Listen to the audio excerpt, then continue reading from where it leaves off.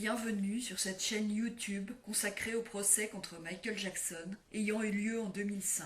Sur cette chaîne, je résume le procès jour après jour en m'appuyant sur la retranscription du procès venant du tribunal de Santa Maria en Californie. Si vous ne l'avez pas déjà fait, je vous recommande fortement de visionner mes vidéos précédentes afin d'avoir une vision précise du déroulement de ce procès et de prendre connaissance de l'ensemble des informations. Dans la vidéo d'aujourd'hui, je vais résumer le déroulement du procès le 18 mars 2005, 14e jour du procès, après la sélection du jury. Ce jour-là ont lieu des discussions entre le juge, les procureurs et les avocats de Michael Jackson en l'absence du jury.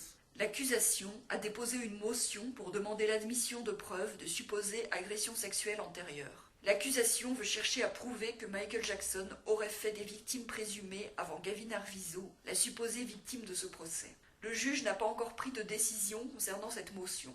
Ensuite, Robert Sanger affirme que Gavin a touché des magazines pris chez Michael Jackson sans gants devant le grand jury en mars 2004, ce qui a pu laisser des empreintes. Il s'agit des magazines pornographiques qui étaient dans la valise. Robert Sanger s'appuie sur la retranscription des auditions devant le grand jury. Les analyses d'empreintes ont été faites pendant l'été 2004. Robert Sanger dit que ce n'est pas normal que les analyses aient été faites après le grand jury. Ron Zonen dit que des sources de lumière alternatives ont été utilisées en premier pour analyser les magazines, afin de trouver des traces éventuelles de matériel biologique. Les documents avaient été montrés à Gavin devant le grand jury par Tom Snedden.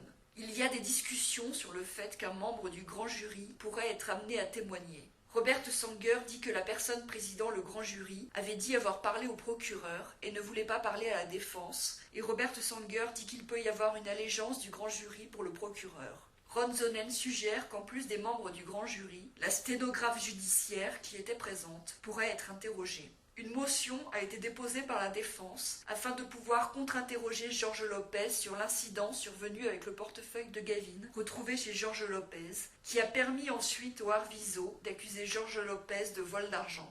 Tom Snedden affirme que c'était David Arvizo et non Janet Arvizo qui était impliqué dans cet incident.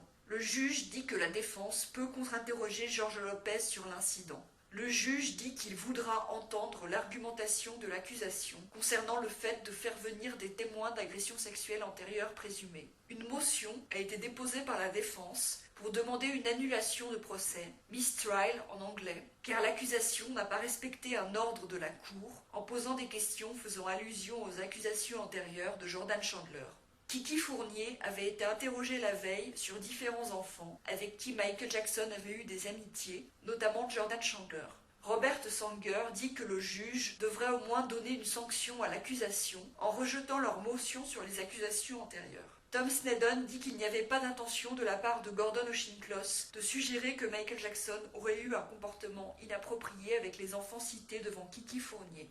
Robert Sanger répond que Gordon O'Shinklos a posé des questions tendancieuses à Kiki Fournier en citant uniquement des jeunes garçons qui venaient à Neverland, en parlant d'amis spéciaux et en s'attardant sur leur âge. Le juge fait remarquer que Gordon O'Shinklos avait posé des questions sur ses amitiés à Kiki Fournier par opposition aux enfants qui venaient en bus à Neverland et n'avait pas forcément de relation amicale avec Michael Jackson. Le juge rejette la motion pour annulation de procès. C'est ici que se termine ce résumé de la journée de procès. Si vous voulez lire la retranscription du procès, vous trouverez le lien de la retranscription sous la vidéo. Si vous appréciez mon travail, je vous encourage à vous abonner, à liker la vidéo et à la partager.